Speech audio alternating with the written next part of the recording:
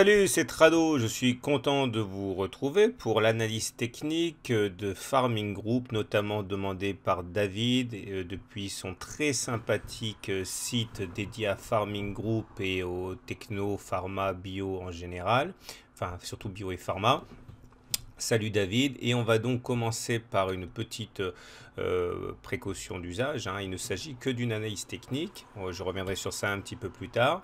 Maintenant, si vous ne connaissez pas Farming Group, eh bien c'est une entreprise bon, plutôt bien connue des connaisseurs du milieu, hein, spécialisée dans le développement de produits dans les troubles génétiques.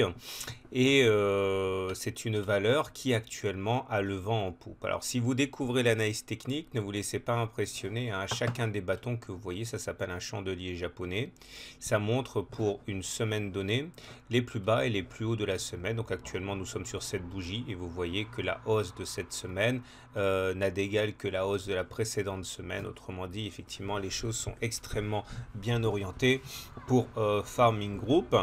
On voit en bas que les volumes d'ailleurs saluent, hein, les belles performances hebdomadaires, et c'est toujours mieux quand on a des hausses qui interviennent avec des volumes, parce que ça veut dire que derrière il y a des biscuits, il y a des intervenants, et c'est pas simplement un marché creux, bien au contraire. Alors la première façon de voir la tendance est de se fier à la moyenne mobile à 30 semaines. Elle est là, la moyenne mobile à 30 semaines, vous voyez. Et on dit que lorsqu'on est au-dessus d'une moyenne mobile à 30 semaines qui monte, comme c'est le cas actuellement, on est en tendance haussière. En fait, le feu vert a été donné en analyse de Weinstein le jour où on a cassé, enfin la semaine où on a cassé cette résistance là qui a bloqué les cours en phase 1.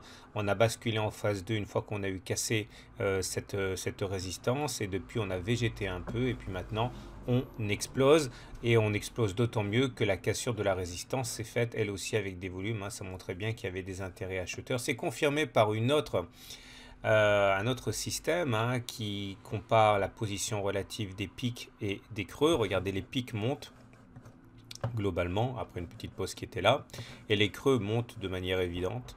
Ça veut dire également que la tendance est haussière au regard de la théorie de dos. Donc à ce niveau, pas de doute, la tendance elle est haussière. Graphiquement, on comprend d'ailleurs, hein, ce qui bloque actuellement, c'est la zone de 0,46, parce qu'on était dans un canal ascendant et on a percuté le haut de ce canal. On verra que ce n'est pas la seule chose qui bloque, mais en tout cas, c'est actuellement un des éléments qui milite pour une pause. À noter ici un gap très important qui a été ouvert, c'est-à-dire qu'il n'y a pas eu de cotation entre les plus hauts de cette bougie et les plus bas de cette bougie.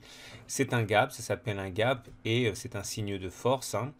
À noter également que la forte impulsion est due à cette résistance descendante qui a fait qui a bloqué les cours pendant pas mal de temps avant finalement de lâcher sur cette bougie. Vous voyez, c'est pour ça aussi qu'on a libéré du potentiel haussier. Jusqu'à présent, vous voyez, il y a du mal à trouver du négatif sur Farming Group, hein. Tout semble se passer de la meilleure des façons. Regardez, en Ishimoku, c'est pareil. Ça, c'est le nuage. Le nuage commence à monter. On dit que quand le nuage est plat, on est en tendance neutre. Par contre, quand il commence à monter, on bascule en tendance haussière. Et en ce sens, on a tout ce qu'il faut. On est au-dessus de la Tenkan, on est au-dessus de la Kijun. Ce sont autant de supports, ça, en cas d'attaque baissière, hein. On est au-dessus du nuage, ce nuage monte, la lagging span est au-dessus du nuage aussi, il est au-dessus des cours. Donc franchement, l'Ishimoku ne fait que confirmer ce qu'il se passe. Alors maintenant, on va parler de ce qui peut éventuellement chagriner. La première des choses, c'est que bon, c'est un petit peu plus compliqué. On va parler de bande de Bollinger et de moyenne mobile. Ok, ça c'est la Bollinger supérieure, ça c'est la Bollinger inférieure. Et au milieu, là, vous avez la moyenne mobile à 20 périodes, et là, la moyenne mobile à 7 périodes. Jusqu'à là, rien de grave, bien au contraire. Vous voyez, on a fait un T1 ici, et on a fait un T2. Vous devez comprendre que 90% des clôtures se font à l'intérieur des Bollinger, et seulement 10% se font à l'extérieur des Bollinger. Alors, parfois, on va titiller la Bollinger supérieure, mais on clôture quand même à l'intérieur. Si vous voulez en savoir plus sur les chandeliers japonais, hein, j'ai un module de formation gratuit pour vous, hein. En tout cas, tout se passe pour le mieux, si ce n'est que, regardez, il n'y a pas de contact entre la bougie et la Bollinger supérieure. Et ça, eh bien, c'est pas génial, parce que regardez, j'ai repéré 3 situations où ça s'est passé, y compris celle-ci, hein. Alors j'appelle ça un setup Tradobull. Vous voyez, quand on sort des Bollinger, mais qu'il y a un contact avec la Bollinger supérieure, tout va bien. Le problème, c'est quand on sort de la Bollinger et qu'il n'y a pas de contact. Et là, généralement, je dis bien généralement, pas toujours, c'est le signe d'un retour sur la M7, voire même d'un retour sur la M20. Ça fonctionne également dans l'autre sens, vous voyez. Là, on a fait une bulle, trado bulle, ok. Il n'y a pas eu de contact avec la Bollinger inférieure. Et donc, du coup, derrière, il y a un retour violent à la M7 et voire même à la M20 dans ce cas. Vous comprenez que dans ces conditions, cette bulle-là, cette radobulle m'inquiète un petit peu. Alors attention, paniquez pas, rien n'est jamais sûr à 100%, mais vous avez vu que les dernières fois que ça s'est produit, on a eu un tassement. Donc idéalement, ce qu'il faudrait, c'est revenir chercher la Bollinger supérieure, faire contact avec elle avant de progresser, d'aller de l'avant. Mais pour l'instant, la force de la valeur est telle qu'on n'est pas parti pour ça. En tout cas, il faut le savoir.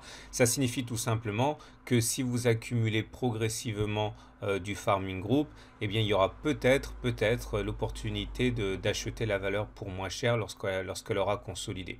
Si maintenant vous avez déjà mis toutes vos billes sur Farming Group, rassurez-vous, l'analyse technique n'est pas une science exacte, hein, rien ne fonctionne à 100%.